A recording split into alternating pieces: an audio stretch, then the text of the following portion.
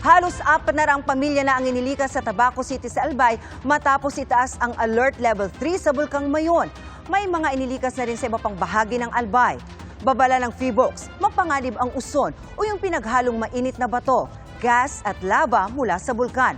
Posible rin mas maraming lava ang ibuga ng bulkan ngayon kumpara sa pagputok nito noong 2023. Saksi si Chino Gaston. Bago magpalit ng taon, naobserbahan ang mas maraming aktibidad sa Bulkang Mayon, kabilang ang rockfall events o pagdausdos ng mga bato mula sa bunganga ng bulkan. Nitong Enero 1, itinaas ng PHIVOLCS ang Alert Level 2. Sa gitna ng dilim, pasado alas 10:40 kagabi, nagliwanag ang tuktok ng bulkan dahil sa lava. At pasado alas 12 kaninang tanghali, naglabas ang bulkan ng uson o pinaghalong mainit na bato, gas at lava. Kaya itinaas na ang Alert Level 3. Ibig sabihin, lalong lumalapit sa surface o labas ng bulkan ang magma o mainit na material nito. Technically, it's erupting. It's just a fusive eruption. Yun yung quiet eruption natin, slow release of magma doon sa edifice ng bulkan. Kaya sa Tabaco, Albay, inilikas na ang halos 400 pamilya na nakatira sa loob ng 6 na kilometrong permanent danger zone. May mga inilikas din sa Kamalig, Albay, pati sa Ligao City at mga bayan ng Malilipot, Daraga at Ginubatan. Inihahanda ng evacuation centers para sa tinatayang 2,899 na mga residenteng pinalilikas. Naman yung mga nasa 6 kilometers na dapat sumunod tayo, no? Kasi we want to really emphasize na no man's land yan pag ganito yung mga alert level. Nagtayo na rin ng mga checkpoint para tiyaking wala nang papasok sa 6-kilometer permanent danger zone. Suspendido na rin ang mga klase. Technically, dapat walang tao doon kasi it's a permanent danger. Even at alert level 0, dapat walang tao doon. Ang dapat i-evacuate natin yung nakatira beyond the 6-kilometer permanent danger zone, di ba? But kami naman sa PHIVOLCS, we recognize the reality on the ground na may mga nakatira talaga doon. Mahalaga yan dahil nakamamatay ang uson o yung tawag ng mga Bicolano sa pyroclastic density current. Instant o agad na pagkamatay ang idudulot kung madaanan yan. Kung makapal ang uson, maaari kang malibing, masunog o madaganan.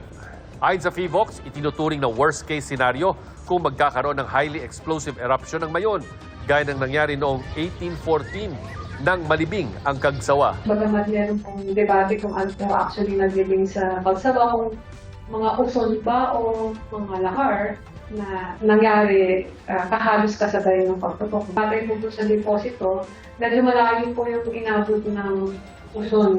If I remember correctly, nakita rin po natin ito sa 7 kilometers and then maninilis po ito sa 8 kilometers. No? Hindi pa naman ganito ang nakikita ng PHIVOLCS na pwedeng mangyari sa pag-aalboroto ng Mayon ngayon. Isang dahilan ay dahil sa mga nakarang taon, mas umikli ang repose period o yung pagitan sa mga pagputok o pagsabog ng bulkan. Dati po kasi before, 2000 eruption ng bulkan, matagal po yung repose na ngayon, nasa 7 to 10 years. Actually, ang typical po ay 10 years. Pero kung napapansin niyo po, simula po na 2006, 2000, 2001, 2006, and then 2009, 2013, 2014, 2018, 2023, masyado pong maikli ang repose period. No? So, nakakabawas po ng explosivity ng bulkan, ito pong maya-maya ng activity. Ang mga aktibidad ng bulkan ngayon, mas kahawig daw ng mga nangyari noong 2023. Baka po mas marami ang lava na ilabas dahil noong 2023 po ay wala pong masyadong ground deformation o yung pressurization sa loob ng bulkan, hindi na sa activity. Pero ngayon po meron. No? At meron din pong chance na aside from lava flow ay meron po tayong minor explosive eruptions. No? May kaunting po pagkasabog and then maaari din po tayo magkaroon ng lava fountaining. Bawal rin muna ang pamamasyal sa 6-kilometer PDZ. Yung ATV rides na pamuso dito, minsan nakakaabot dun sa 6. Oo nga. Di ba? Opo. So, yun, off-limit muna yung ATV. Kung pwede dito muna sa Kagsawa. And no-fly zone directly above Mayon Volcano. Pwede pa rin namang pagpunta ang mga turista sa Albay para saksihan ang aktibidad ng bulkan, pero dapat ay mula sa malayo ayon sa Department of Tourism. Pansin daw ng DOT na dumarami ang mga tourism arrivals tuwing nag-aalboroto ang Mayon. Ano tayo doon, maghihigpit tayo, yung mga ganyang yung trekking. Siyempre may mga kasi yung safety pa rin ng turista. Para sa GMA Integrated News, ako si Chino Gaston, ang inyong saksi. Mga kapuso, maging una sa saksi. Mag-subscribe sa GMA Integrated News sa YouTube para sa iba't ibang balita.